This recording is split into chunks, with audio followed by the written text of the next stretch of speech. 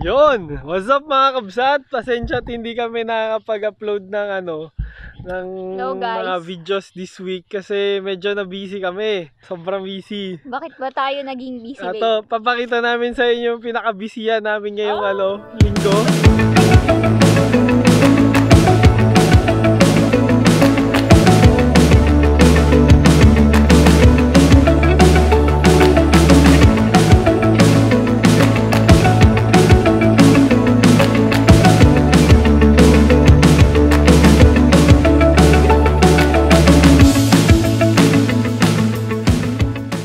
Wait lang, Ay, hindi na surprise kasi wala pa. wala. As in, wala. Hindi din ako nag-story sa Oo. Facebook, kaya wala. Wala silang, Sa walang alam. Jennar page, wala din. So, wala talagang ka-clue-clue. Yung mga, lang, close friends, siguro nababanggit lang natin. Pero, Kasi di ba bihira lang. ang target namin na kwento namin kung na target Dun sa vlog natin na gradual shifting ng feeds, doon natin nabanggit yung 5,000. yung target namin kasi mag-increase tayo ng numbers ng laying hen. So yung mga white eggs, diba nung last video namin, lang yun, 800 heads kami nag-start. Naging good siya. Kaya this time, mag-increase tayo. Gagawin nating 5,000 heads, di ba? Yun. So ito mga kabsat, yung yung Silip muna. yung ginapagawa natin. Okay, Sobrang busy this week. So in a 1 week, ito na yung natapos nila. Yan! Yan, tingnan nyo. Yan. So yan kabsat. Mukhang malaki pero for 1,000 heads lang yan. Ang kasya dyan.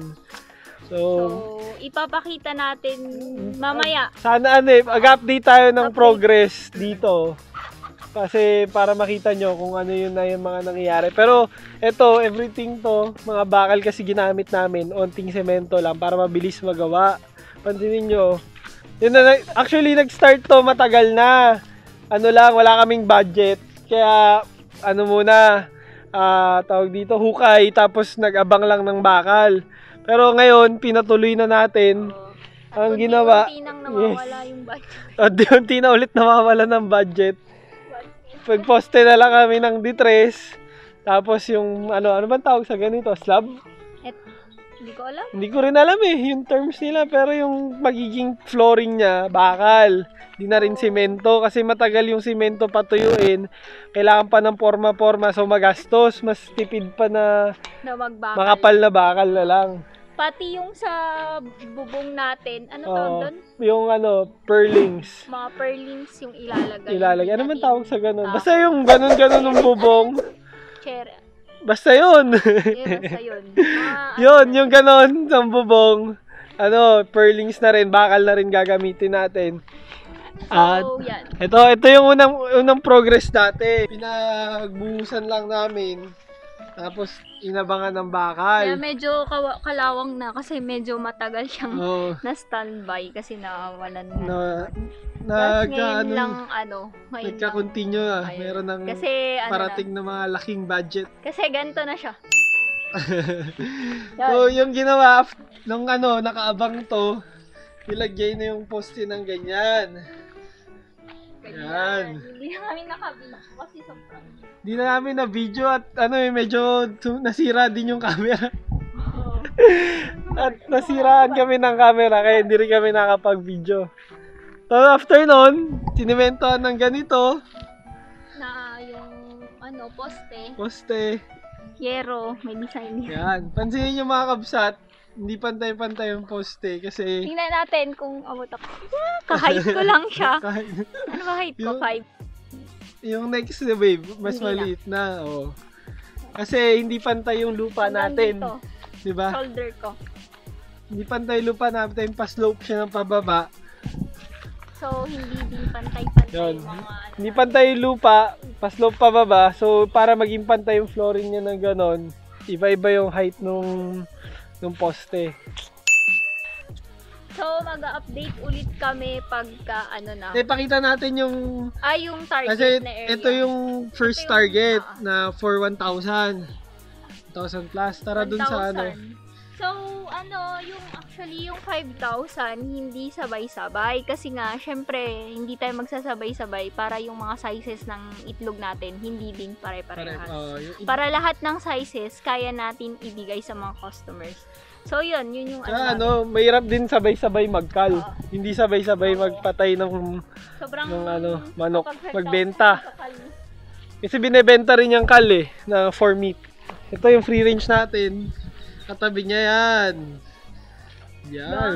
Ano ba to? Yan yung parang hangin ng yan. Pag inopen ko to, ng fish pond. Punta tayo dun sa next na area na paggagawan. Doon malaki yun. Naglinis na din ba kanila? Let's go! Let's go! Naglinis na dyan. Malapit lang din siya dun sa sa dati nating sa luma nating layer. Kasama namin si Sugar. Ito yung luma, di ba? Sobrang laki. Medyo madilim na Sobrang layo nung difference yung Kasi nga dati, yan. Dati, goat nga yung nakatira dyan. Namatay yung mga goat. Nag-renovate, trinay yung business ng layer. Pumatok. Okay. So, for expansion na tayo. Kaya lahat ng mali dun sa housing talagang i-improve. Aray! Tawamas na ako. Yan. So, ito yung next na target. Linis na pala. Linis na. Mas malaki dito no? Ito. Yan. Ito. Dati, ano bang mga puno yan? Wala, mga wild na puno. Puno lang Hindi siya talaga malalaking puno Oo, maliliit lang. Parang sanga-sanga lang siya. Parang weeds lang na lumaki. Ipil, ganun lang. Hindi, wala halos ipil-ipil dyan Ayun ganun. Yung ganon. Hindi siya masyadong... So, dito sa area, 2.5 yung target natin. And sana magkasya, oo. At doon kasi target doon, 1.5, hindi pala kaya. Ang ang kaya lang pala is 1,000. So, pumunta ka rin kanina yung maggagawa ng cages, nagsukat siya. 1,000 lang daw yung kaya. So, this time, mas malaki to. So, sana kahit 3,000 magkasya dito Kasi mga lagay dyan yung mga dapat na nakalagay doon na ibang 500. So, yun lang mga kabsat. Updates tayo. Tapos habang ginagawa, siguro sa next video na lang, ipag-usapan din natin yung construction, magkano yung gastos. Kasi ngayon, wala pa kaming definite na amount. May idea lang. Talagang lahat ng ginastos namin and nililista namin para ma-share namin sa inyo. Hindi naman namin specific sigurong pero i-identify natin if construction materials, yung mga ganon. Then mga cages, yung RTL, ganon. Para may idea kayo kung magkano ba yung kailangan na maging gastusin pag starting ka ng ganitong kalaki or 1,000 heads or 2,500 heads, gano'n. So, hindi namin masabi yung nakaraan na bahay kasi renovated nga siya. So, this time, from scratch, yung from zero, mabibuild yung bahay, malalaman natin yung price niya. So, guys, subaybayan. Actually, itong layer na to, talagang siguro masusubaybayan nyo kasi talagang plano namin ni Einar since start, and then lahat ng magiging pwedeng content nitong paglaki hanggang throughout the year, hanggang makal yung layer natin is talagang mag-video kami para ma-share namin kung ano ba talaga kung ano yung mga processes, yung mga naging problema along the way, kung bakit mga solution, bakit magandang mag-layer or ano ba yung mga naging problema sa layer, at yung solution nga, di ba? Abangan natin mga kabsat. Yun muna yung video natin ngayon. Medyo busy kami, hindi kami nakapag-video, pasensya na. Pero sisipagan pa rin namin.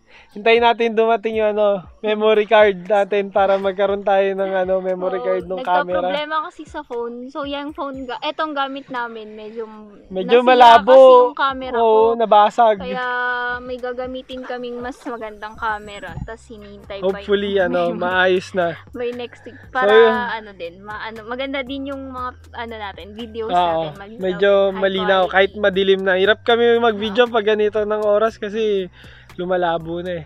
Anyways, mga kabsat, salamat sa panonood. Doon na natin tatapusin yung video natin.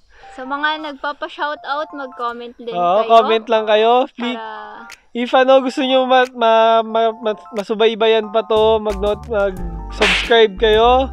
Click the notification bell para kung may update kami, maipapakita pa rin namin sa inyo.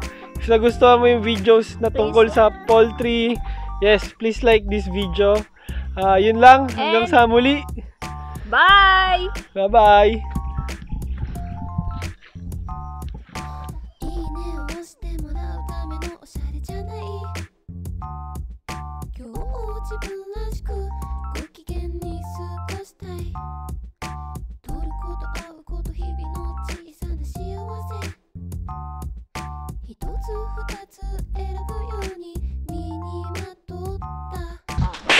タワーマスクも